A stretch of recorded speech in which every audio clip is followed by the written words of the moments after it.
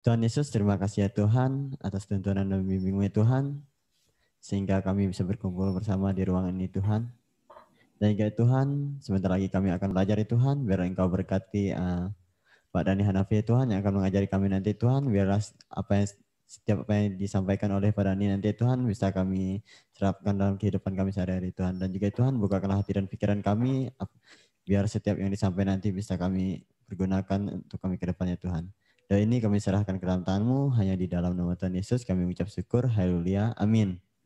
Amin. Amin. Yuk, hari ini adalah hari yang dijadikan Tuhan, mari kita bersuka cita ya. Pak Dhani tahu ini Agape dan Anis ini sekarang udah young couple ini sekarang. Ya. Selamat ya, puji Tuhan. Iya Pak. Terima kasih. Wow.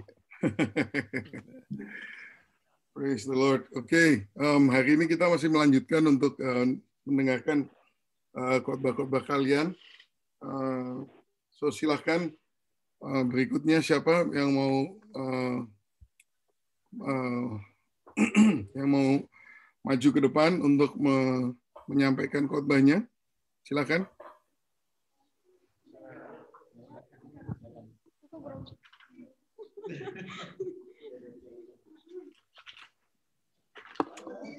Yo, silakan sebutkan namanya lebih dahulu.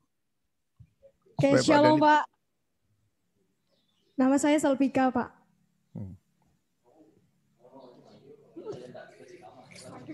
Sudah silakan, yuk.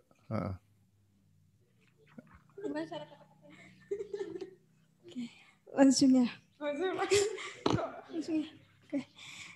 Shalom. Shalom. Pada hari ini saya mau bercerita tentang keselamatan. Kita tahu keselamatan itulah yang paling kita harapkan dalam kehidupan kita. Apalagi kalau kita bepergian ke jauh, ke luar kota ataupun kemanapun, yang kita harapkan adalah keselamatan. Siapa yang di sini mau diselamatkan? Angkat tangan. Ya, pastinya kita semuanya mau diselamatkan. Amin. Ya. Tapi di saat kita mau diselamatkan, kita perlu seorang penolong, yaitu Tuhan Yesus. Kita perlu penolong yang menyelamatkan kehidupan kita. Karena tanpa penolong di dalam kehidupan kita, kita tidak bisa berbuat apa-apa. Sangat kita perlukan adalah seorang penyelamat, yaitu Yesus Kristus yang mati bagi kita semua, yang disalibkan, yang disiksa, bahkan yang dianiaya, dihina, itu semua untuk kita, hanya untuk menyelamatkan hidup saya dan Bapak Ibu semuanya dan teman-teman semuanya. Coba kita renungkan betapa besarnya pengorbanan Tuhan buat kita. Saya sering merenungkan betapa besarnya pengorbanan Tuhan buat kehidupan saya. Dia relakan semuanya untuk saya. Dia rela mati untuk saya. Dia rela disiksa, dia rela disalibkan hanya untuk saya. Saudara-saudara yang terkasih di dalam Tuhan, coba kita renungkan betapa besarnya pengorbanan Tuhan dalam kehidupan kita. Yang setelah menyerahkan setiap nyawanya untuk kita. Oleh sebab itu, pada saat ini kita mau mengetahui betapa besarnya pengorbanan Tuhan. Bagaimana besarnya pengorbanan Tuhan untuk menyelamatkan hidup kita. Mari kita langsung saja membuka ayat Alkitab kita pada hari ini. Kita buka di dalam Roma pasal yang ke-10 ayat yang ke-9 sampai yang ke-13. Roma pasal yang ke-9, pasal yang ke-10 ayat yang 9 sampai yang 13. Baik, saya bacakan untuk kita semua. Sebab jika kamu mengaku dengan mulutmu bahwa Yesus adalah Tuhan dan percaya dalam hatimu bahwa Allah telah membangkitkan Dia dari antara orang mati, maka kamu akan diselamatkan. Karena dengan hati orang percaya dan dibenarkan, dan dengan mulut orang yang mengaku dan diselamatkan. Karena kitab suci berkata, barang siapa yang percaya kepada Dia tidak akan dipermalukan. Sebab tidak ada perbuatan antara orang Yahudi dan orang Yunani, karena Allah yang satu itu adalah Tuhan dari semua orang, kaya bagi semua orang yang berseru kepadanya. Sebab barang siapa yang berseru kepada nama Tuhan akan diselamatkan. Oke, saya membagikan beberapa poin untuk kita semua. Bagaimana cara kita untuk menerima keselamatan itu? Yang pertama yaitu adalah percaya. Saya menggambarkan ilustrasi tentang seorang murid Yesus yang bernama Petrus. Yang kita tahu, Petrus adalah salah satu murid yang sangat percaya kepada Tuhan. Bahwa bahkan dengan lantangnya dia berkata dan percaya bahwa Yesus adalah Mesias. Kita bisa buka di dalam Matius pasal yang ke-16 sampai yang ke-17. Bisa kita baca di rumah. Kita baca secara kita renungkan, kita bisa tahu betapa percayanya Petrus kepada Tuhan. Bahkan dia adalah salah satu dari antara yang lainnya yang mengakui Tuhan, yang percaya kepada Tuhan bahwa dia adalah Mesias, Sang Juru Selamat. Yang poin yang kedua yaitu mengaku. Bahkan Petrus juga mengaku bahwa Tuhan Yesus adalah Mesias. Dan dia selain dia percaya, dia juga mengakui Tuhan itu siapa.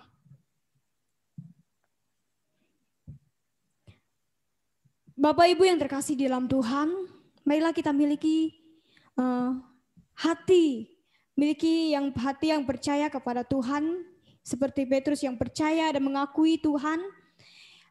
Seharusnya kita juga harus mempunyai hati seperti Petrus. Kita harus percaya, kita harus mengakui Dia. Jangan pernah kita malu, walaupun kita dimanapun kita berada, kita harus mengakui Dia sebagai Tuhan dan Juru Selamat.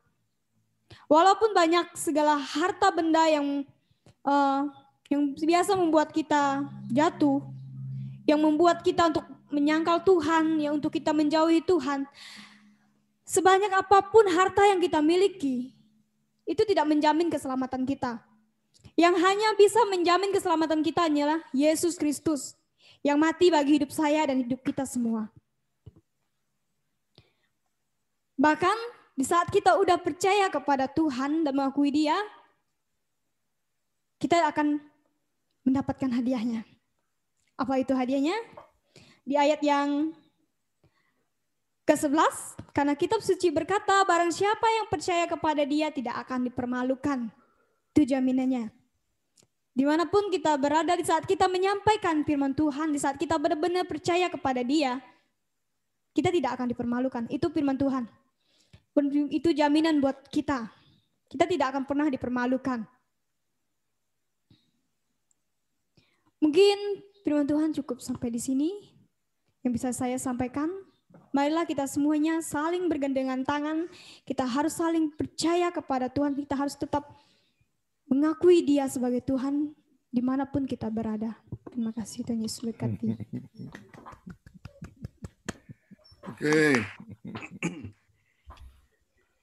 Alright, jadi Salvika, tujuan kamu ini, tujuan dari khotbah kamu ini apa? Orang tuh supaya selamat atau siapa audiens kamu tuh siapa? Siapa kamu nih lagi khotbah sama siapa? Ceritanya. Ada orang yang sedang dihimbau supaya bisa selamat atau kepada orang yang sudah selamat? Kepada orang yang belum percaya, Pak. Orang yang belum percaya. Oke, kalau orang belum percaya kan berarti belum selamat kan? Iya. Nah, orang yang belum selamat itu tahu nggak dia nggak selamat? Belum. Nah, itu mesti dikasih tahu dulu dong. Jadi kalau nggak mereka kan mikir ini kenapa saya diomongin apa sih gitu kan? Nah, so kalau you mau kasih solusi, berarti you harus meyakinkan orang itu ngerti bahwa dia ada masalah. Nah, kamu harus, sebelum kamu kasih solusi, kamu bikin masalah dulu mestinya. Iya kan? Jadi, Iya, Pak. ya, sekarang kamu mau kasih solusi keselamatan. Orangnya percaya nggak dia tuh bahwa dia tuh nggak selamat, bahwa dia bermasalah besar. Itu. Nah, itu kan harus diterangkan terlebih dahulu. Kalau enggak kan dia pikir, apaan sih, gue oke aja, gue nggak butuh apa-apa gitu kan. Nah, itu jadi memang kalau you mau bicara kepada orang untuk bisa menerima keselamatan, ya pertama-tama harus kasih tahu kamu nih membutuhkan ini loh, gitu loh. Misalnya begini, you mau kasih tahu keselamatan, you harus tanya dulu.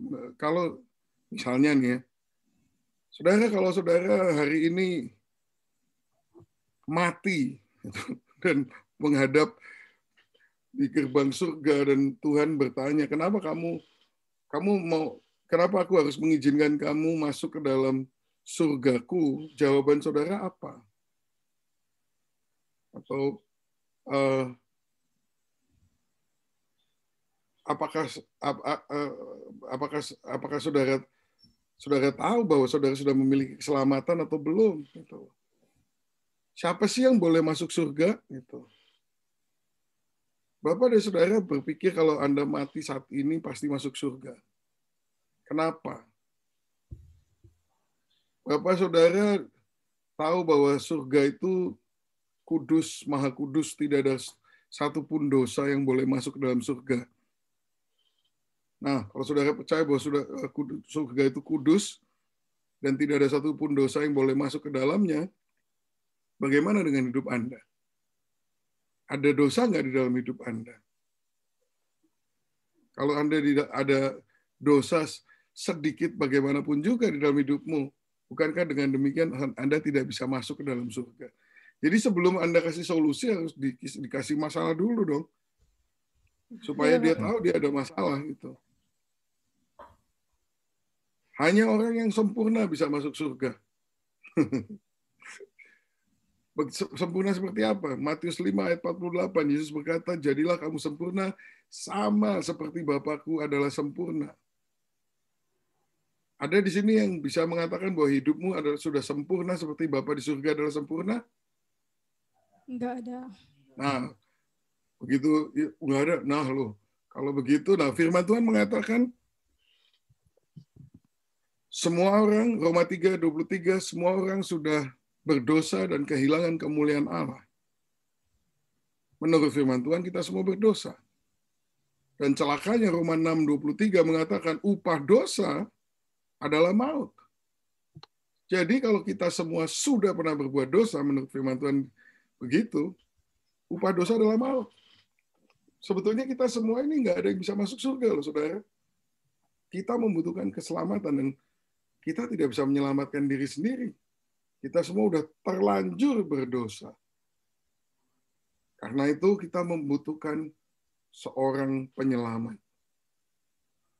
Baru yuk kasih solusinya di Roma 10 ayat 9 sampai 13 ini yuk bacain. Sebab jika kamu mengaku dengan mulutmu bahwa Yesus adalah Tuhan dan percaya dalam hatimu bahwa Allah telah membangkitkan dia dari antara orang mati, maka kamu akan diselamatkan. Kenapa pengakuan ini penting? Karena Yesus hanya adalah satu-satunya yang tidak berdosa. Dia hidup tanpa dosa. Dan kalau orang nggak berdosa, mestinya nggak bisa mati. Upah dosa adalah maut. Upah tidak dosa adalah nggak bisa mati. Yesus nggak pernah berdosa. Dia nggak bisa mati. Tapi dia mati. Ternyata dia mati. Kenapa? Karena pada saat dia di kayu salib, dia menanggung segala upah dosa kita. Yaitu maut ditanggung oleh dia. Sehingga dia menjadi substitusi menggantikan kita, sehingga hukuman yang mestinya kita tanggung, ditanggung oleh Tuhan Yesus. Karena itu saudara-saudara sekalian, tidak ada nama lain yang bisa menyelamatkan kita kecuali Yesus. Karena semua pemimpin agama lain, biar bagaimanapun baiknya, tidak ada satupun yang mati untuk menebus dosa kita. Maka itu di Yohanes 14 ayat 6 dikatakan, akulah jalan kebenaran dan hidup, dan tiada seorang pun yang dapat sampai kepada Bapa kecuali melalui aku. Dan kalau saudara percaya bahwa Tuhan Yesus melakukan ini buat saudara, dikatakan dengan hati orang percaya dan dibenarkan, dan dengan mulut orang mengaku dan diselamatkan. Percaya dalam hati, mengaku dengan mulut bahwa Yesus adalah satu-satunya yang tidak berdosa, tapi dia mati di kayu salib untuk menanggung dosa kita. Itu caranya kita bisa diselamatkan, saudara. Nah, jadi ada logikanya, Salvika. Iya, Pak. Kalau mau ngasih keselamatan ya harus dikasih tahu dulu kamu nih nggak selamat loh. Itu. Ya kan? Jadi you harus menambahkan ayat-ayat ini. Roma 3:23, semua orang sudah berdosa karena dan kehilangan kemuliaan Allah. Apa akibatnya? Roma 6:23, upah dosa adalah maut. Nah, saudara, kita semua ini sama-sama mempunyai satu persamaan. Kita sudah dijatuhi hukuman mati. Mungkin belum dilaksanakan hukuman itu, tapi kita sama dengan narapidana di Nusa Kambangan yang sudah dijatuhkan hukuman mati, tinggal tunggu saja tanggal mainnya. Sekarang kita masih hidup semua, tapi sudah pasti kita akan binasa oleh karena dosa kita. Tapi ada jalan keluar. Nah, itu. Jadi sebelum memberikan solusi harus dikasih tahu masalahnya apa. Nangkep nggak semuanya? Pak. Ya, oke. Baik, berikutnya siapa? Yuni mungkin?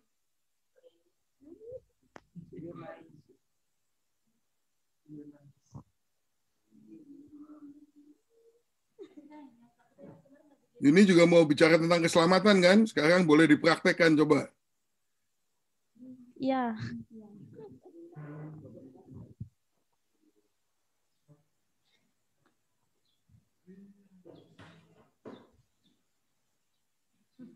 Baik.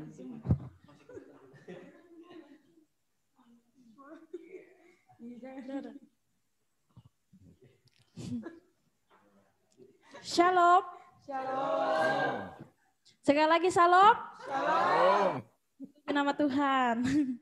Luar biasa saudara yang kekasih dalam Tuhan, kita bersyukur pada hari ini Tuhan masih memberi kita napas kehidupan supaya kita dapat berkumpul di tempat ini untuk kita mendengarkan kebenaran firman Tuhan. Amin. Amin. Dan supaya kita juga melakukan perintah-perintahnya. Baiklah saudara, hari ini saya akan membawakan firman Tuhan dan saya memberi tema keselamatan. Apa sih itu keselamatan? Keselamatan itu adalah di mana kita diselamatkan oleh Tuhan.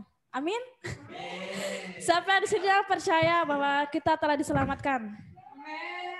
Amin. Kita semua pasti sudah diselamatkan. Ya udah selesai kalau gitu. Gimana? Oke, terus. Jadi kamu audiensnya orang yang udah selamat nih. Kamu khotbahnya kepada orang yang belum selamat supaya selamat, atau orang yang udah selamat supaya ingat dia selamat, atau gimana? Tujuan khotbah kamu apa ini?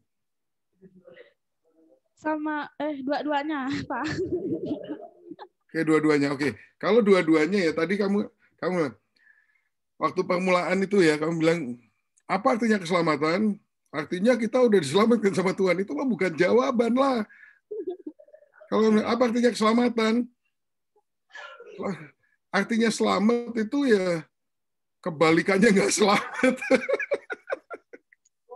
Maksudnya coba dong dijelaskan maksudnya itu gimana gitu loh. Jadi atau kalau nggak usah tanya begitu.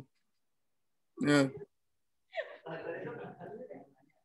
Sekarang gini lah, tujuan kamu khotbah ini kepada siapa dulu? Orang yang belum selamat supaya selamat, atau siapa ini? Kamu khotbah sama siapa? Yang itu Pak, yang belum mengerti. Yang belum mengerti tentang keselamatan. Oke. Ya udah coba sekali lagi.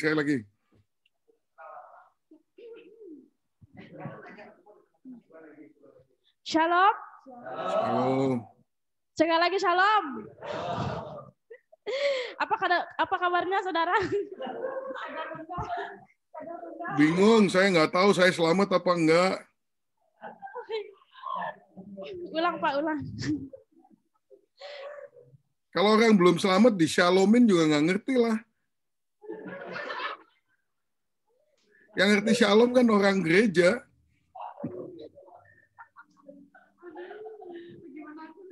Ayo, kalau orang belum selamat mah Assalamualaikum, jawabnya Alaikum Shalom, gitu kan.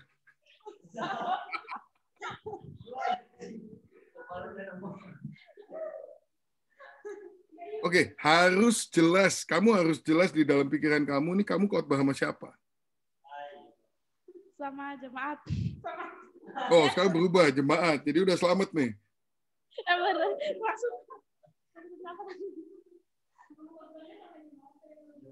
Oh, sama jemaat yang belum mengerti arti keselamatan, Pak.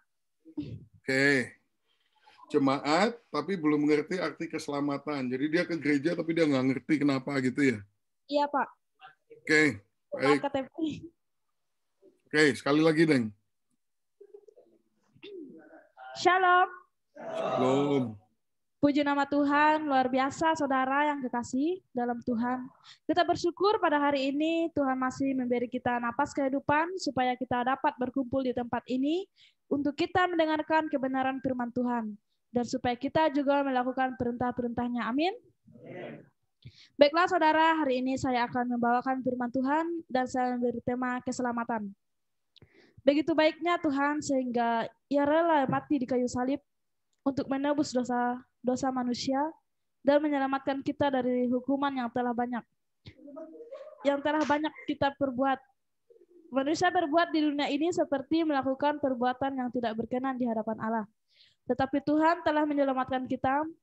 Manusia begitu besar kasih Bapa yang telah menyerahkan dirinya untuk menebus dosa manusia. Amin. Baiklah, mari kita sama-sama membuka di dalam Yesaya pasal 38 ayat yang ke-17. Saya akan membacakannya. Sesungguhnya penderitaan yang pahit menjadi keselamatan bagiku. Engkaulah yang mencegah jiwaku dari lubang kebinasaan, sebab engkau telah melemparkan segala dosaku jauh dari hadapanmu. Bayangkan saudara, betapa besar dosa manusia yang telah banyak manusia perbuat di dunia ini. Seolah-olah manusia itu tidak menyadari bahwa dunia ini mereka tidak tahu siapa yang menciptakannya. Dan di sini manusia itu tidak tanggung-tanggung untuk berbuat dosa. Tetapi Tuhan yang mati di kayu salib, Dia rela berkorban untuk menebus dosa kita. Yaitu untuk menyelamatkan kita.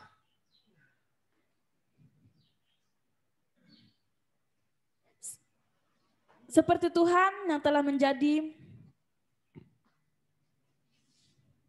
orang, yaitu penolong hidup kita, di saat kita menanggung derita, menanggung kesusahan, tetapi yang menderita adalah Tuhan yang menderita.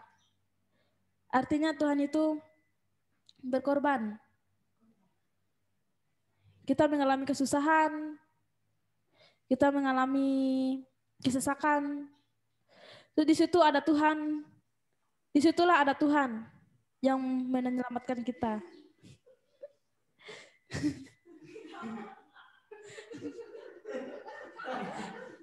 Saya tadi datang bingung, sekarang tambah bingung. Belum itu, Pak. Belum ngerti. Ya, terus gimana? Baiklah, di sini saya memberi poin-poin, yaitu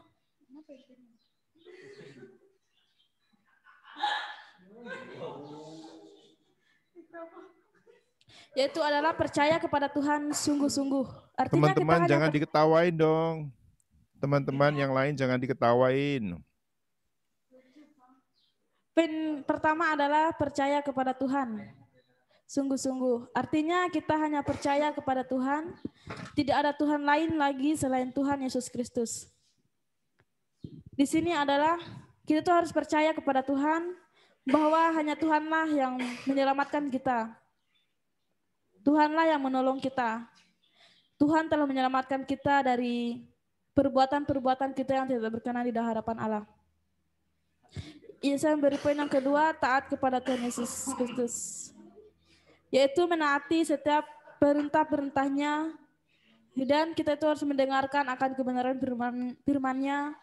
Tapi kita bukan hanya mendengarkan, tetapi kita juga harus melakukannya. Kita harus menyerahkan seluruh hidup kita kepada Tuhan. Berpegang teguh kepada Tuhan. Jadi saya bercontoh adalah Tuhan itu telah menyelamatkan kita dari dosa. Di saat di mana Adam dan Hawa melakukan perbuatan yang tidak berkenan di hadapan Allah. Dan sebenarnya Allah telah mengusir manusia dari Taman Eden. Tetapi Tuhan datang dan menyelamatkan kita dan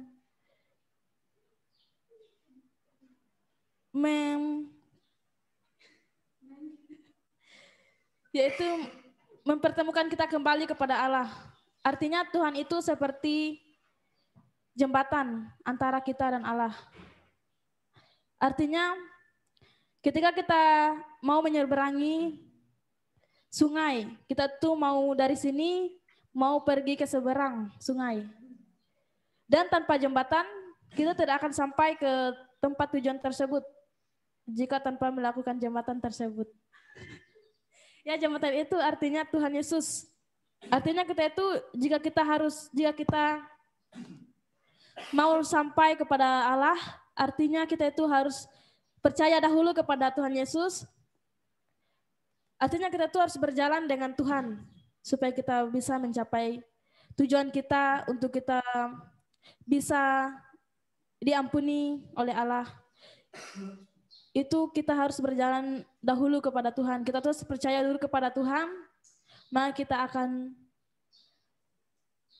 diselamatkan. Amin. Mari kita sama-sama melayani Tuhan, bukan untuk dilayani, melainkan melayani Tuhan dengan segenap hati kita. Amin. Cukup sekian, Pak. Oke. Kamu kan tadi membaca ayatnya itu kan dari Yesaya 38, ya kan, ayat 17. Tapi Ya, habis Pak. itu khotbahnya nggak ada hubungannya sama ayatnya sama sekali. Kamu nggak menerangkan ayat itu. Betul nggak? Tadi kan sesungguhnya penderitaan yang pahit menjadi keselamatan bagiku. Engkaulah yang mencegah jiwaku dari lubang kebinasaan. Sebab engkau telah melemparkan segala dosaku jauh dari hadapanmu. Kenapa nggak diterangin ayat itu? Ya kan itu ayat yang kamu pilih. Ya toh? Ya, Pak. Jadi kalau sudah sekarang gini, kita lihat ayat ini deh yang kamu pilih tadi. Sesungguhnya penderitaan yang pahit menjadi keselamatan bagiku. Engkaulah yang mencegah jiwaku dari lubang kebinasaan. Sebab engkau telah melemparkan segala dosaku jauh dari hadapanmu. Nah, coba kita olah ayat ini. Bisa nggak kita bicara dari ayat ini? Gimana? Kira-kira apa yang mau dijelasin di sini?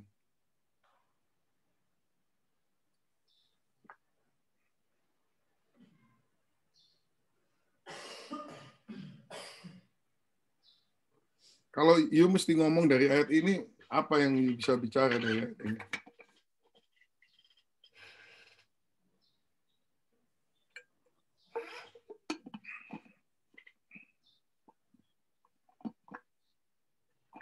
Artinya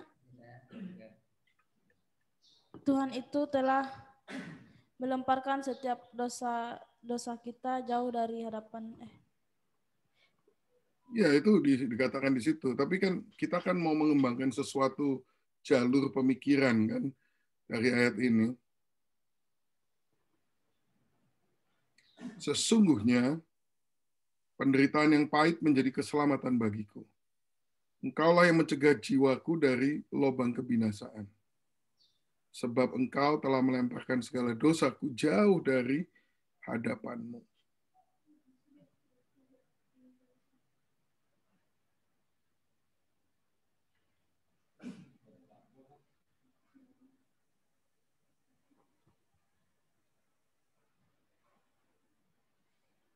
Ada ide nggak yang lain? Atau kamu, Yuni? Bagaimana kalau begini? Misalnya ya, mari kita baca firman Tuhan Yesaya 38 ayat 17. Sesungguhnya penderitaan yang pahit menjadi keselamatan bagiku. Engkaulah yang mencegah jiwaku dari lubang kebinasaan. Sebab engkau telah melemparkan segala dosaku jauh dari hadapanmu. Keselamatan. Lubang kebinasaan. Mungkin nggak banyak dari kita merasakan suatu realita ancaman daripada lubang kebinasaan. Ada saudara yang merasa bahwa Anda berada di ambang lubang kebinasaan? Kita biasanya hidup di dunia ini santai-santai saja, nggak mikir bahwa kita ini berada di ambang lubang kebinasaan. Saudara tahu seluruh manusia sebetulnya berada di ambang lubang kebinasaan. Karena apa? Karena dosa. Tidak ada orang yang luput dari dosa. Semua orang telah berbuat dosa. Firman Tuhan katakan di Roma 3:23, semua orang sudah berdosa dan kehilangan kemuliaan Allah. Tapi sayangnya saudara, kita menjadi terbiasa dengan dosa, bahkan kita bergurau soal dosa. Ya, siapa yang nggak lepas dari dosa? Siapa yang nggak berdosa? Kita bergurau tentang dosa seolah-olah itu sesuatu yang biasa. Padahal dosa yang kecil sebagaimanapun kecilnya pun membawa suatu konsekuensi lubang kebinasaan. Sebenarnya itu adalah keadaan kita semua. Karena itu kita perlu mendapatkan yang namanya keselamatan. Tetapi keselamatan itu ada harganya, saudara. Di sini dikatakan penderitaan yang pahit menjadi keselamatan bagiku. Mahal harga keselamatan itu. Karena upah dosa adalah maut. Nah, di dalam Yesaya, pasal yang ke-53, beberapa pasal sesudah ini dikatakan di ayat yang ke-5, tetapi dia tertikam oleh karena pemberontakan kita. Dia diremukkan oleh karena kejahatan kita. Ganjaran yang mendatangkan keselamatan bagi kita ditimpakan kepadanya, dan oleh bilur-bilurnya kita menjadi sembuh. Di sini dijelaskan peranan daripada Tuhan Yesus. Jadi ada sebuah substitusi yang terjadi. Ini yang namanya, saudara, adalah penebusan. Penebusan itu artinya, misalnya saudara pergi ke pegadaian karena saudara nggak punya duit atau hutang, dan saudara punya jam tangan satu-satunya pemberian dari orang tua, dan saudara gadaikan itu jam tangan yang mahal itu, dan saudara sudah dapat uangnya, saudara sudah habiskan, sekarang saudara udah utang lagi, dan saudara nggak ada pengharapan untuk bisa mendapatkan jam saudara kembali dari pegadaian. Tetapi ada orang yang datang yang membayar harganya jam itu dan mengembalikan jam itu kepada saudara. Itulah pertolongan yang dilakukan oleh Tuhan Yesus. Dan di sini dikatakan harganya mahal sekali. Dia tertikam oleh pemberontakan kita. Kan mestinya kalau kita yang memberontak, kita yang ditikam. Tapi itulah yang Yesus lakukan. Kita yang berontak, dia yang tertikam. Karena itu di sini di Yesaya 38 dikatakan penderitaan yang pahit menjadi keselamatan bagiku. Untuk saudara dan saya bisa diselamatkan, Yesus mengalami penderitaan yang pahit. Seperti apa? Di sini dikatakan, dia tertikam oleh karena pemberontakan kita. Dia diremukkan oleh karena kejahatan kita. Yang jahat kita. Tuhan Yesus nggak pernah jahat. Dia sempurna, dia baik, dia kudus. Tapi dia yang diremukkan karena kita yang jahat. Itulah pekerjaan penebusan Tuhan buat kita. Dikatakan ganjaran yang mendatangkan keselamatan bagi kita ditimpakan kepada dia. Keselamatan kita itu mahal harganya. Karena upah dosa adalah maut. Itu harganya. Kita yang mestinya mengalami maut itu. Tapi Yesus yang adalah Tuhan, dia mengalami maut, bahkan mengalahkan maut itu. Supaya kita semua bisa selamat. Itulah sebabnya, karena dia rela melakukan hal itu, dia mencegah jiwaku dari lubang kebinasaan.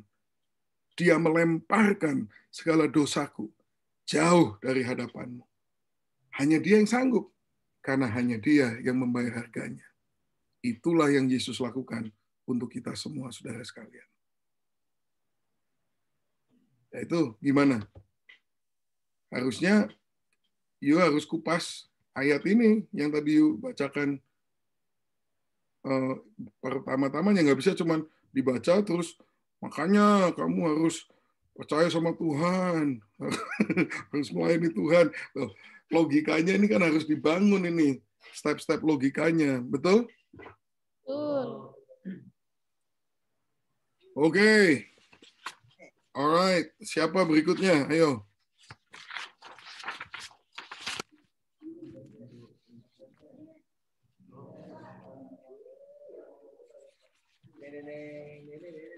Yosua udah, Desi udah, Daniel udah belum ya Daniel ya?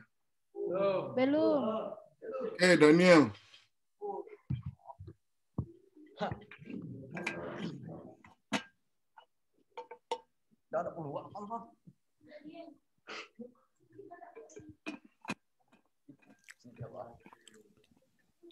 Yang lain ngasih semangat dengan serius ya, jangan ada yang bergurau, jangan ada yang ketawa, jangan atau mentertawakan ya. Jadi konsentrasinya ya, bisa hilang nanti.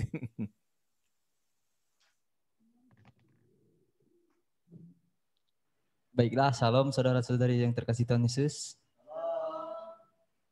Baik, pada pagi hari ini kita akan membahas sebuah hubungan yang tentang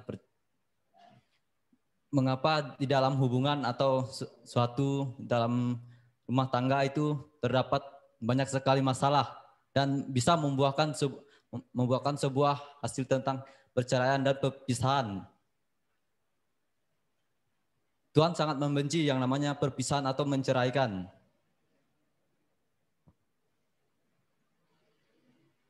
Mengapa saudara-saudari? Karena Tuhan yang telah disatukan Tuhan tidak boleh dipisahkan atau diceraikan. Mari kita membuka firman Tuhan kita yang terambil dalam Markus 10 ayat yang ke-5 sampai yang ke-11. Lalu kata Yesus kepada mereka, justru karena ketegaran hatimulah maka Musa menuliskan perintah ini untuk kamu. Sebab pada awal dunia Allah menjadikan mereka laki-laki dan perempuan. Sebab itu laki-laki akan meninggalkan ayah dan ibunya dan bersatu dengan istrinya. Sehingga keduanya itu menjadi satu daging. Demikianlah mereka bukan lagi dua, melainkan satu. Karena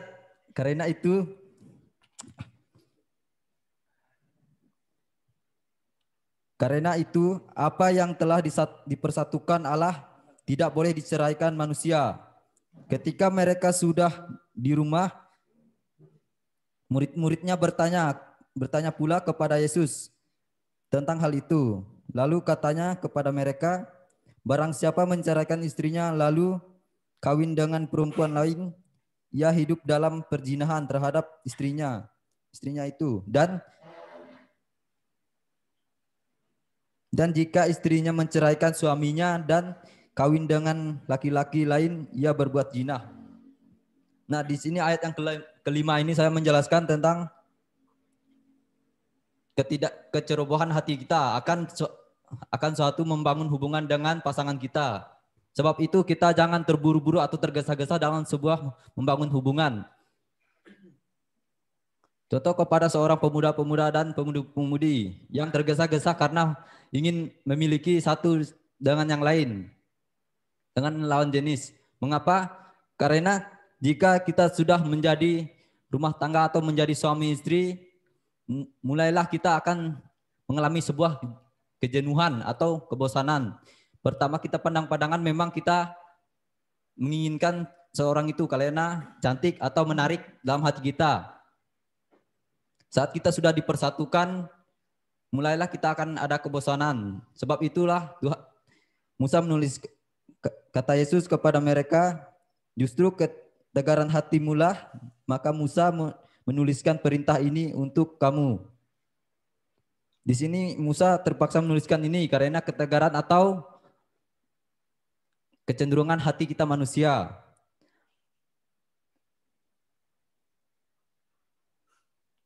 Ayat yang ke-6, sebab pada awal mula dunia Allah menjadikan mereka laki-laki dan perempuan. Ayat yang ke-6 ini membahas sebuah hubungan antara kita dengan pasangan kita. Allah mempersatukan kita, tidak boleh diceraikan kembali. Allah telah berpesan kepada kita. Mengapa demikian? Untuk menjadi penolong atau membantu kita saat dalam kita masalah dalam keluarga.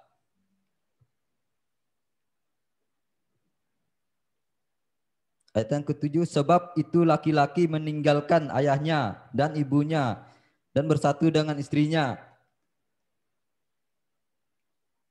Ayat yang ke-7 ini membahas sebuah tentang seorang laki-laki berjuang.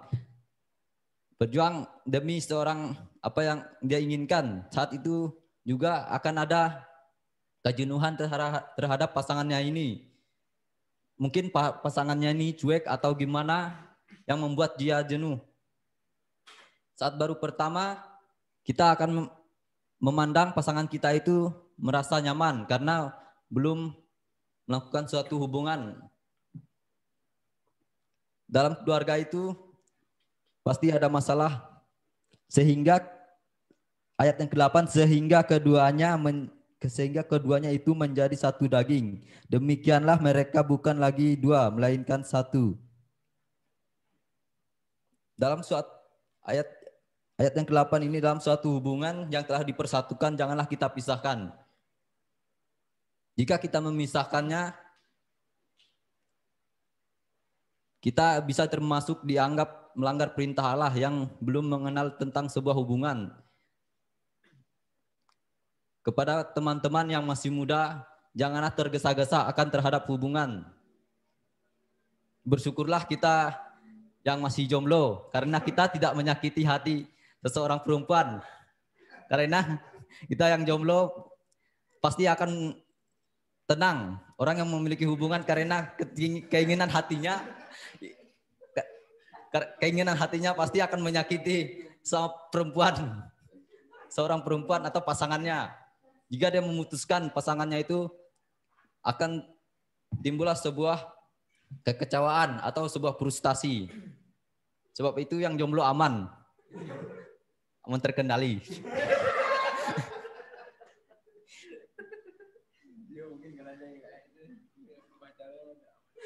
Karena itu apa yang telah dipersatukan Allah tidak boleh diceraikan oleh manusia. Begitu juga dalam hubungan atau sebuah rumah tangga. Kita tidak boleh menjalankan sebuah perceraian atau menginginkan sebuah perceraian dalam keluarga atau rumah tangga. Kenapa? Tuhan tidak menginginkan sebuah demikian karena Tuhan telah mempersatukan kita. Jika kita tidak mengikuti keinginan daging kita, termasuk kita melanggar perintah Allah. Sebab itu kita membangun sebuah hubungan itu harus memikir dua kali. Kenapa? Karena hubungan itu apa yang telah dipersatukan tidak akan bisa lagi diputuskan. Dalam sebuah hubungan, dalam keluarga pasti ada yang membuat keluarga menjadi cerai-berai itu adalah sebuah masalah. Jadi setiap mempunyai masalah, bicarakanlah dengan baik, dengan hati yang lapang, tidak boleh dengan emosi, karena emosilah yang akan mendatangkan sebuah perkataan perceraian atau perpisahan di antara rumah tangga. ke-11, lalu katanya kepada mereka, barang siapa menceraikan istrinya lalu kawin dengan perempuan lain, ia hidup dalam perzinahan terhadap istrinya itu. Jadi setialah kepada pasangan kita, berusahalah setia, jaga mata dan jaga hati. Sekalian jaga dagingnya. Ya, karena yang membuat kita jatuh dalam dosa itu adalah kedagingan kita atau keinginan hawa nafsu kita terhadap pasangan kita. Ya, terhadap orang lain. Ayat yang ke-11 ini bisa menceritakan sebuah kesetiaan dalam suatu keluarga atau rumah tangga. Kenapa harus ada kesetiaan? Karena kita yang membangun hubungan tetaplah harus setia kepada pasangan kita dan tetaplah menjaga hati kita untuk pasangan kita. Karena yang membuahkan sebuah perceraian atau perpisahan itu dari mata dan keinginan daging hawa nafsu kita. Ayat yang ke-12, dan jika istrinya menceraikan suaminya dan ia kawin dengan laki-laki lain, ia berbuat zina. Janganlah kita mengikuti keinginan daging kita, hawa nafsu kita. Ya memang ada kata pepatah ya,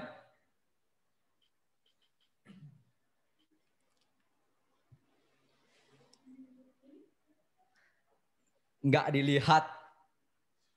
dilihat dosa, dilihat barang bagus. Itu perkataan cowok-cowok kalau lagi jalan-jalan lihat cewek pakai celana pendek, padahal dia ingin mencoba kesetiaan, tetapi begitulah katanya dalam hati, nggak dilihat dosa, nggak dilihat barang bagus.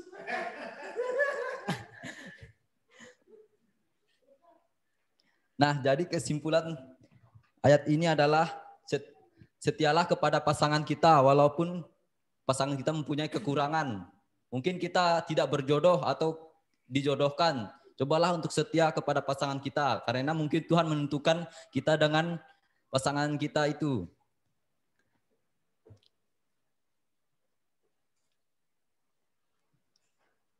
Tuhan sangat membenci yang namanya perpisahan atau perceraian. Karena setelah kita bercerai pastilah akan ada suatu konflik atau permasalahan dalam diri kita. Nama frustasi dan ingin membunuh diri. Kesimpulannya pada pagi hari ini,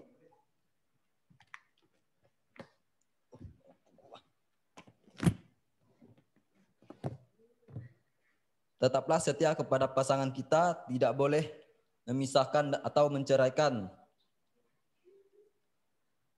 Setia dan berkomitmen.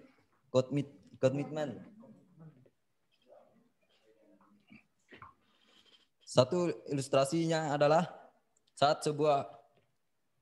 pemuda atau kita yang masih bujangan ini melihat suatu hubungan, kita bisa mengambil pelajaran tentang hubungan orang lain.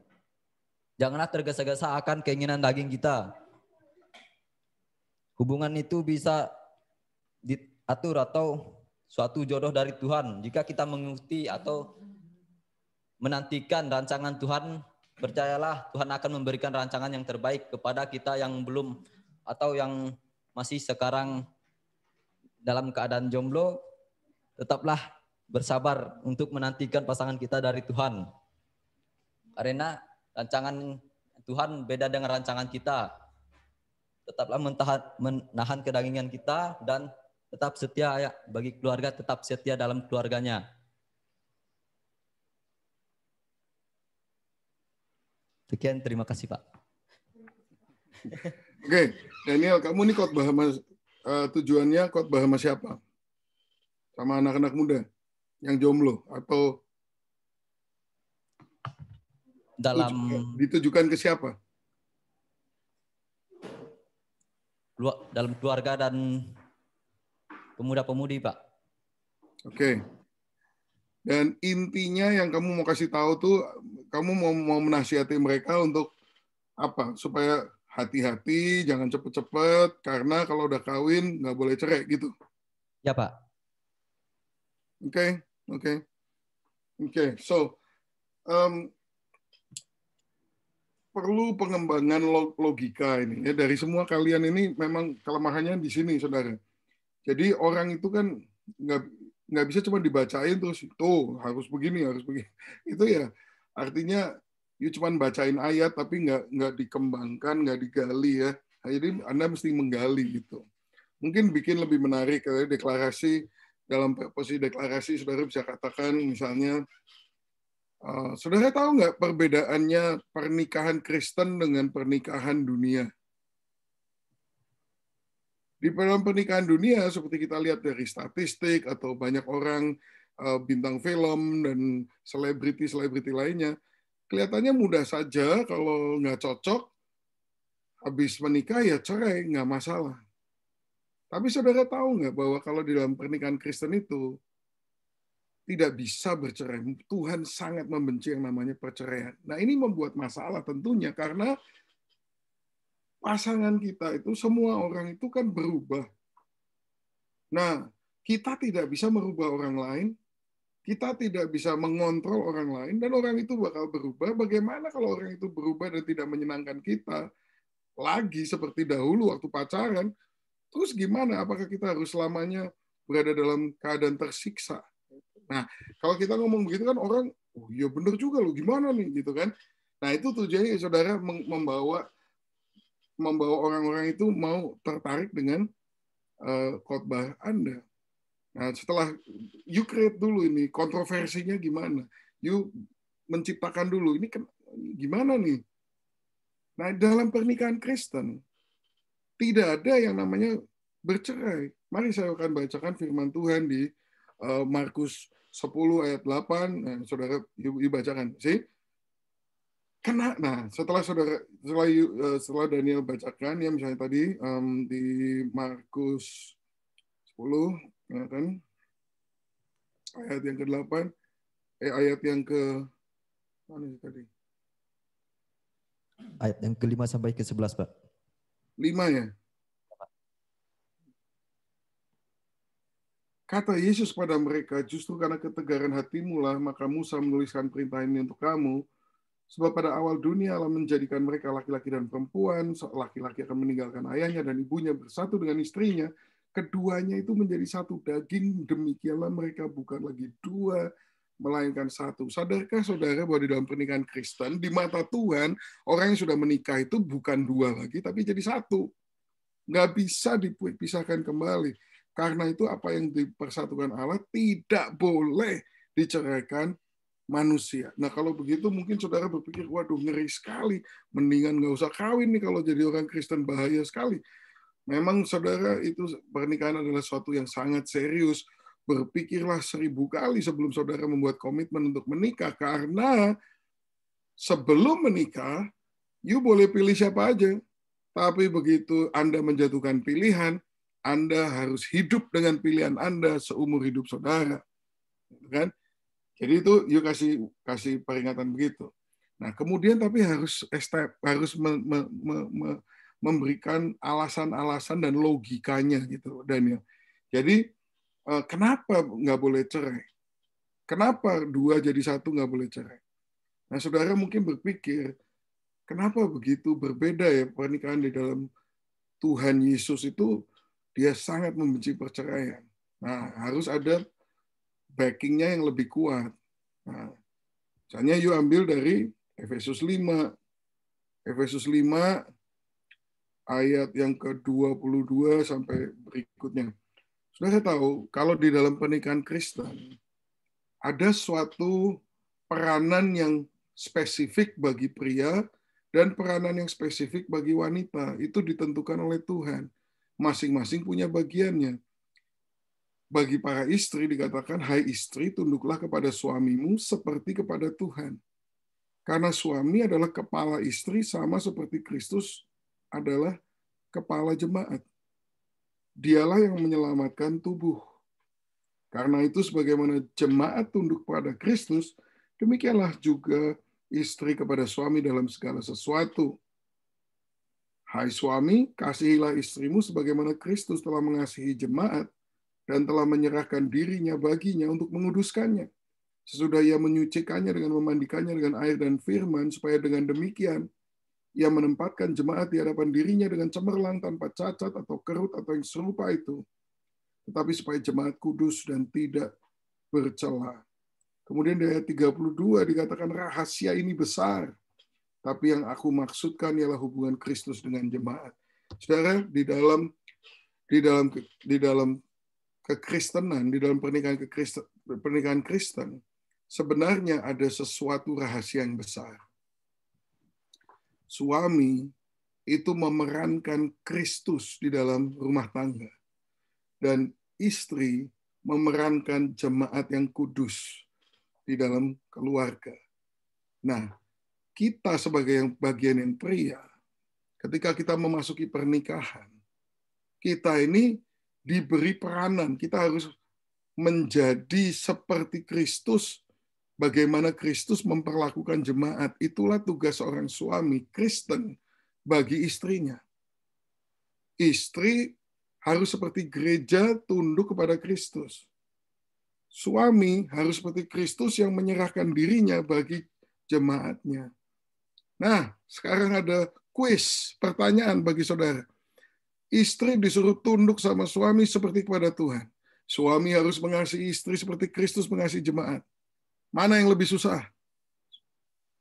Coba kita tanya sekarang, siapa yang bilang jadi istri lebih susah atau jadi suami lebih susah? Jadi,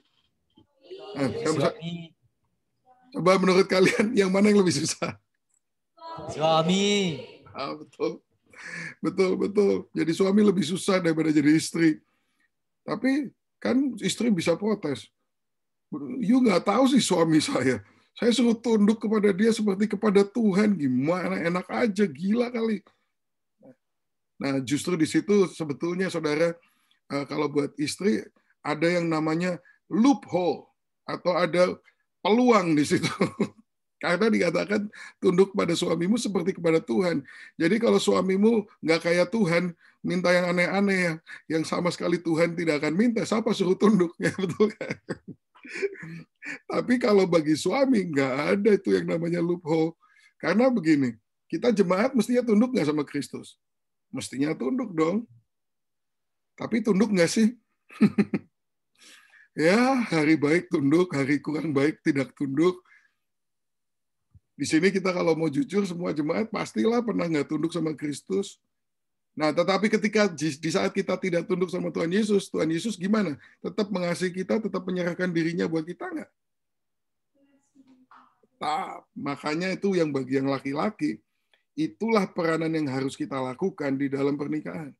Jadi, ketika kita bercerai, berarti kita mengkhianati Tuhan Yesus sendiri. Karena kita ini diberi kehormatan untuk memerankan peran Kristus di dalam rumah tangga kita masing-masing. Ketika kita mengatakan nggak mau lagi, wah kita menghina Tuhan Yesus. Karena Tuhan Yesus tidak pernah begitu sama jemaatnya. Tuhan Yesus tidak akan pernah meninggalkan kita. Jadi saudara-saudara yang laki-laki, kalau berani kawin, kalau berani menikah, you harus hitung dulu resikonya. Seperti Yesus melihat kepada jemaatnya, rela nggak dia mati untuk jemaatnya? Padahal tuh nanti jemaatnya juga udah dia berkorban buat dia, belum tentu nurut terus, tunduk terus. Masih aja ada macam-macamnya.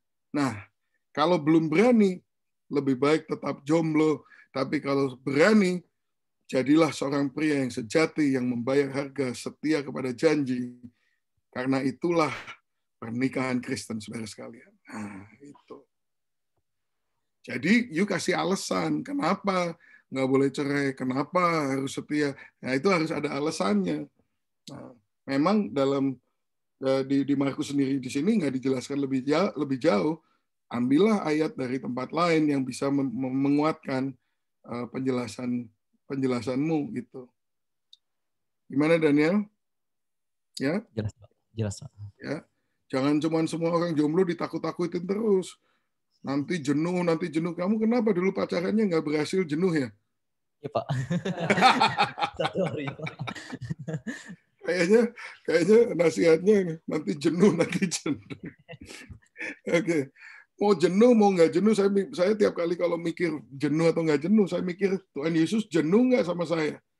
Nah, tapi dia tetap setia dan tetap tidak pernah membuang kita. Nah, itulah kita sebagai laki-laki, anak-anak Tuhan harus punya komitmen seperti demikian.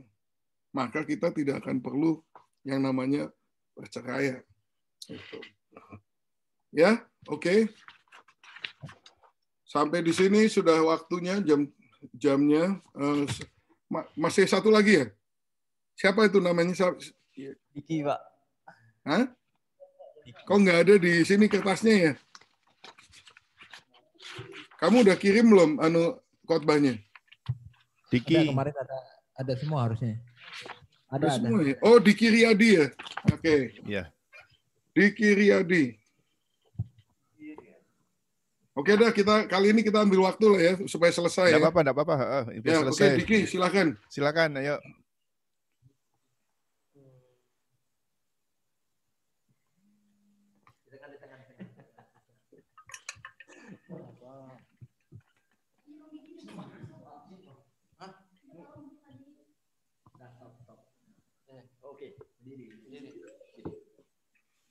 Diki ini angkatan 1, Pak.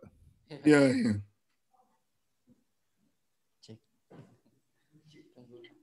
Baik. Shalom saudara. Shalom. Di nama Tuhan kita boleh mendengarkan firman Tuhan. Nah, saya ingin bertanya kepada kita. Siapapun di sini yang ingin dipanggil bodoh, angkat tangan. Tentu tidak ada yang mau, bukan? Oh. Siapa sih yang mau dipanggil sebagai orang bodoh? Tidak ada yang mau. Meskipun kita kenyataannya begitu. Kita kurang pandai, tetapi kita tidak pernah berkata bahwa kita tidak pandai. Nah, begitu juga bahwa kita manusia cenderung ingin dipandang pintar dan berhikmat, sekalipun kita tidak pintar atau tidak tahu apa-apa. Nah, ini kenyataannya yang sering terjadi dalam lingkungan kita. Kita bisa lihat dari orang lain atau diri kita sendiri. Nah, jadi ada satu rasul yang menulis tentang hal ini, yaitu Rasul Paulus. Jadi mari kita buka di dalam Alkitab kita, di dalam Roma pasal yang pertama ayat 21 sampai yang ke-22. Saya akan bacakan untuk kita semua. Firman Tuhan berbunyi demikian. Sebab sekalipun mereka mengenal Allah, mereka tidak memuliakan Dia sebagai Allah atau mengucap syukur kepadanya. Sebaliknya pikiran mereka menjadi sia-sia dan hati mereka yang bodoh menjadi gelap. Mereka berbuat seolah-olah mereka penuh hikmat, tetapi mereka telah menjadi bodoh. Nah, saya percaya bahwa ayat ini Paulus tulis kepada jemaat di Roma pada saat itu untuk memberi pengertian dan himbauan kepada jemaat Roma yang notabene adalah orang-orang dari orang-orang Yahudi dan orang-orang Yunani. Nah, saya percaya bahwa Paulus menasehati mereka, memberi arahan kepada mereka karena banyak kesimpang siuran saat itu. Karena Roma adalah salah satu kota kosmopolitan. Salah satu kota yang berkumpul dari berbagai daerah, dari berbagai mungkin negara. Sehingga mereka membawa adat istiadat mereka sendiri, membawa pemahaman mereka sendiri, sehingga bercampur aduk. Nah, terlebih lagi Paulus menyindir orang-orang Yahudi dalam ayat yang ke-32.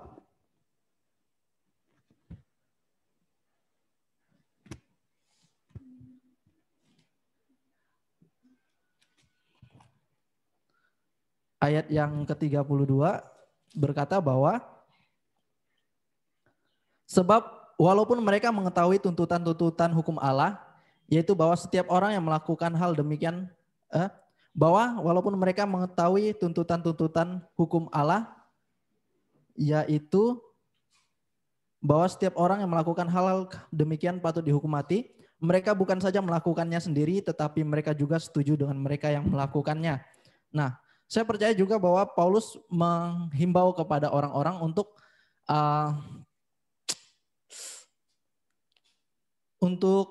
jangan mengandalkan hikmat sendiri. Sekalipun mereka mengetahui hukum Taurat, mereka tetap melakukan dosa. Maka dari itu kita jangan menjadi orang bodoh secara rohani. Bodoh secara rohani, bukan bodoh dalam artian dunia, artian umum. Apa tandanya orang bodoh di sini? Yang pertama, tidak bisa berterima kasih dalam ayat yang ke-21. Orang-orang yang bodoh yang ditekankan Paulus di sini adalah yang pertama, tidak mau memuliakan Allah. Orang yang bodoh dikatakan Paulus di sini adalah orang yang tidak bisa berterima kasih kepada Tuhan ketika misalnya dia mengalami sakit. Nah, Tuhan tolong, misalnya Tuhan sembuhkan, tetapi dia tidak dapat bersyukur. Atau yang Tuhan berkati secara berkelimpahan, tetapi dia selalu merasa kurang dan tidak dapat bersyukur kepada Tuhan. Yang selanjutnya, lebih mengandalkan hikmat dan logika manusia. Orang yang tidak percaya adanya Tuhan, contoh orang ateis. Nah, orang ateis adalah orang-orang yang benar-benar tidak percaya adanya Tuhan. Mereka lebih mengandalkan logika mereka, lebih mengandalkan ilmu pengetahuan mereka, sehingga mereka menolak Tuhan. Nah, sama juga dengan orang-orang Yunani pada saat itu yang memiliki banyak dewa-dewa. Dan mereka tidak percaya tentang Tuhan Yesus. Bahkan mereka menganggap bahwa berita tentang Tuhan Yesus itu adalah sebuah olok-olok belaka. Nah, tetapi bagi orang percaya itu adalah suatu berita yang luar biasa, tanda keselamatan. Gitu aja Pak. Amin. Jadi tujuan kamu khotbah ini kepada siapa? Kamu khotbah kepada siapa?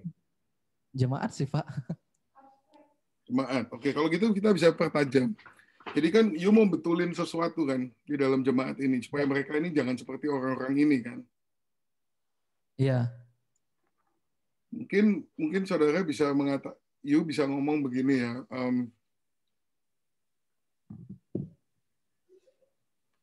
Saudara, di dalam kumpulan seperti jemaat seperti begini, kelihatannya semua orang itu sama.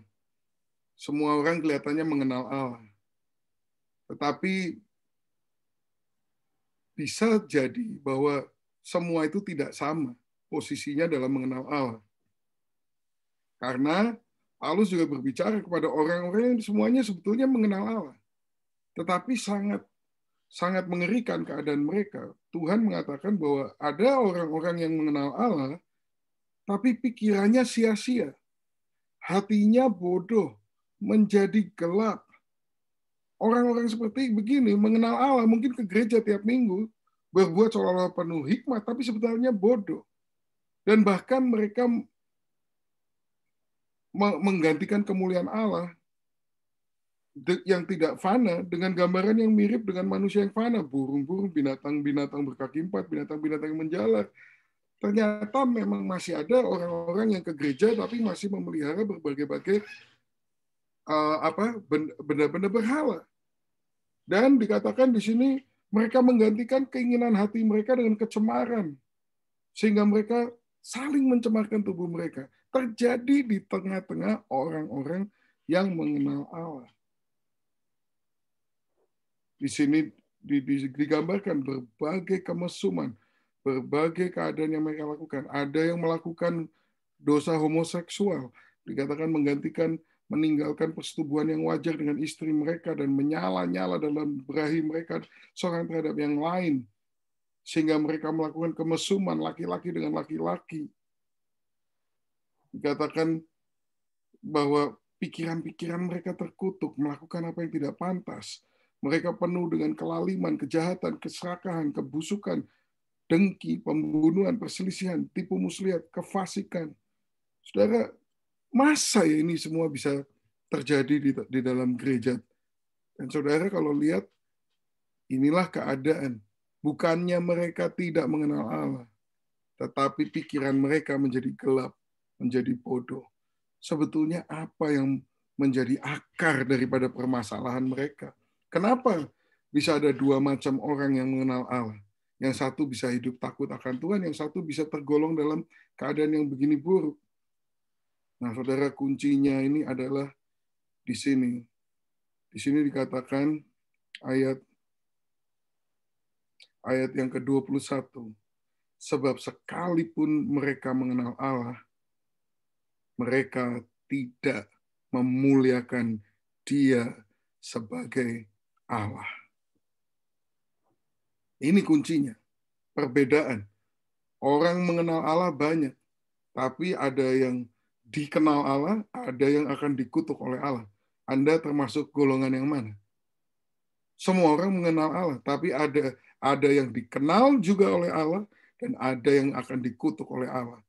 Yang menjadikan perbedaan adalah ayat 21. Di sini dikatakan orang-orang yang terkutuk ini mengenal Allah, tetapi mereka tidak memuliakan Dia sebagai Allah. Apa artinya memuliakan Dia sebagai Allah? Artinya adalah mereka mengakui bahwa Allah itu adalah Allah. Dan Allah itu adalah Allah yang berdaulat di atas semua kehidupan mereka. Banyak orang mengenal Allah, tapi tidak menerima kedaulatan Allah dalam kehidupan mereka. Banyak orang mengenal Allah, tetapi mereka tidak menyerahkan dirinya menjadi hamba daripada Allah. Yohanes 1 ayat 12 mengatakan, barang siapa menerima Dia, diberi kuasa untuk menjadi anak-anak Allah. Ternyata percaya saja tidak cukup. Kalau kita bilang, kamu percaya Yesus, percaya Dia adalah Tuhan, saudara mengatakan, oh saya percaya Yesus. Ya, hebat, Anda sudah sama dengan iblis. Kok gitu? Loh, kamu pikir iblis nggak percaya Yesus Tuhan? Iblis juga, kalau cuma percaya Yesus Tuhan, iblis juga percaya Yesus Tuhan. Buktinya apa? Sampai dia bunuh semua bayi di Bethlehem itu kenapa? Karena dia percaya Yesus Tuhan. Oh, tapi saya percaya Yesus tidak berdosa. Emang iblis nggak percaya Yesus nggak berdosa? Dia mencoba Yesus 40 hari di padang gurun. Gagal. Oh ya, tapi aku percaya Yesus itu mati di kayu salib. Nah, emangnya iblis nggak percaya? Dia seneng banget. Itu hari yang terbaik dalam hidupnya si iblis, melihat Yesus disalibkan. Iblis percaya Yesus disalib, mati. Saya percaya Yesus bangkit hari yang ketiga. Kamu pikir si iblis juga nggak percaya? Hari itu dia babak belur tuh. Hari terburuk dalam hidupnya ketika Yesus bangkit. Oh, saya percaya Yesus akan datang kembali. Emang iblis nggak percaya dia datang kembali. Makanya kebanyakan orang Kristen kerjanya tuh nggak sehebat iblis. Iblis bekerja jauh lebih keras dari kebanyakan orang Kristen. Karena apa? Karena dia sangat percaya Yesus akan kembali. Justru orang Kristen yang banyak nggak hidupnya santai-santai, sembarangan, sembrono, cari yang enggak. Itu karena mereka nggak benar-benar percaya Yesus akan datang kembali, akan menghakimi semua orang. Jadi kalau you bilang cuma percaya Yesus, iblis juga percaya Yesus. Masalahnya iblis tidak menerima Yesus sebagai Tuhannya. Makanya Yohanes 1:12 mengatakan barang siapa menerima Dia, diberi kuasa untuk menjadi anak Allah. Kalau cuma percaya, nggak ada bedanya sama iblis. Kalau mau jadi anak Tuhan harus percaya. Jadi seperti ini, mengenal Allah aja nggak cukup. Di sini dikatakan di ayat 21, Sebab mereka, sekalipun mereka mengenal Allah, mereka tidak memuliakan dia sebagai Allah. Memuliakan dia sebagai Allah adalah menerima kealahan, keilahiannya dia di dalam hidupmu. Artinya kalau dia bilang A, yes, A. Kalau dia bilang B, B. Dia suruh pergi, pergi. Dia suruh jangan lakukan, jangan lakukan. Itu artinya menerima kedaulatan Tuhan. Ketuhanan Yesus Kristus berlaku atas hidup saudara. Itu yang membedakan. Banyak orang di gereja sekalipun kenal nama Yesus, tapi belum pernah menerima kedaulatan Yesus dalam hidupnya masing-masing. Mereka percaya, tapi belum menerima. Saudara, kalau saudara menerima ketuhanan Tuhan Yesus dalam hidup saudara, saudara akan tunduk sama firman-Nya. Saudara akan menyerahkan hidupnya. Hidup saudara bagi dia. Yesus sudah menyerahkan hidupnya buat saudara. Bagaimana dengan Anda? Apakah engkau akan menyerahkan hidupmu kepada Tuhan Yesus, menerima dia sebagai Tuhan, pemilik hidup saya? Sehingga saudara akan mengatakan, ya, apa saja yang kau mau, aku akan lakukan. Nah, itu yang membuat perbedaan, saudara. Supaya saudara tidak menjadi orang-orang yang di dalam gelap, yang dikutuk Tuhan, yang menjadi bodoh, dan melakukan akhirnya segala sesuatu kejahatan ini. Ya, jadi bisa bawa begitu, kan? Kalau udah langsung kasih tantangan. Siapa di sini yang mungkin saudara sudah percaya sama nama Yesus sejak lahir, tapi sudahkah saudara membuat keputusan untuk menerima dia sebagai Tuhanmu secara pribadi? Bukan saya percaya Yesus Tuhan di sana, bukan. Yesus Tuhan saya, dia berdaulat atas hidup saya, dia berhak untuk nyuruh saya ini ABC. Siapa yang mau menerima Yesus? Karena ini kuncinya tadi itu di ayat 21 sih. Kamu harus tekankan di situ. Inilah artinya bahwa saudara bukan hanya mengenal Allah, tetapi memuliakan dia sebagai Allah. Sehingga saudara juga mengucap syukur kepadanya untuk segala yang sudah dia lakukan untuk kita semuanya. Ya, jadi dipertajam, sudah cukup baik, tapi perlu dipertajam supaya logikanya nih masuk gitu. Orang tuh, oh ya tadinya saya nggak mikir gitu, sekarang saya ngerti. Itu harus terjadi tuh. Ya, untuk semuanya ya. Ya. Ada pertanyaan? Tidak ada, Pak. Oke, semua udah dapat giliran kan ya? Sudah semua, Pak. Sudah semua ya? Oke. Kalau begitu, hari ini kita selesai. Kita sambung lagi minggu depan. Terima kasih Pak Dani, terima kasih adik-adik semua. Yuk kita tutup dalam doa. Silakan. Ya baiklah, mari kita tutup dalam doa. Terima kasih Tuhan atas berkat-Mu pada pagi hari ini Tuhan. Kami telah menyelesaikan pelajaran kami Tuhan. Kau berkati kami yang mendengarkan pelajaran ini Tuhan. Semoga pelajaran ini bisa bermanfaat kami dalam pelayanan kami Tuhan. Dan Kau berkati juga Pak Dani Tuhan. Semoga pelayanan ini menjadi lancar Tuhan, dan Ku berkati juga keluarganya, kesehatan yang Ku berkati Tuhan, usaha-usaha yang dia kerjakan Ku berkati Tuhan. Kami telah selesai belajar Tuhan, kami akan menutup pelajaran ini di dalam nama Tuhan Yesus. Haleluya. Amin. Amin. Ada satu orang belum Pak. Ada satu orang belum Pak. Siapa itu? Siapa ya? Anis Pak. Oh, Anis. Oh iya, Anis. Oke, minggu depan ya. Minggu depan. Saya kasih waktu untuk Anis. Oke. Sebelumnya tolong Anis kirimkan ininya ya, khotbahnya ke saya. Udah Pak, udah. Udah ya. Oke, alright. God bless you, Tuhan berkati semuanya. Ya, bye-bye semua. Bless you. Kenapa? Soalnya itu tema saya kemarin nggak sih? Saya ganti temanya, boleh nggak Pak? Enggak ada yang awal temanya mau diganti.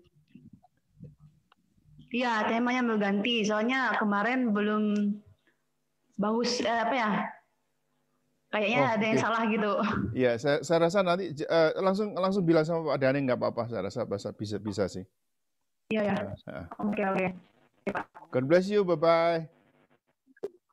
Oke, bye.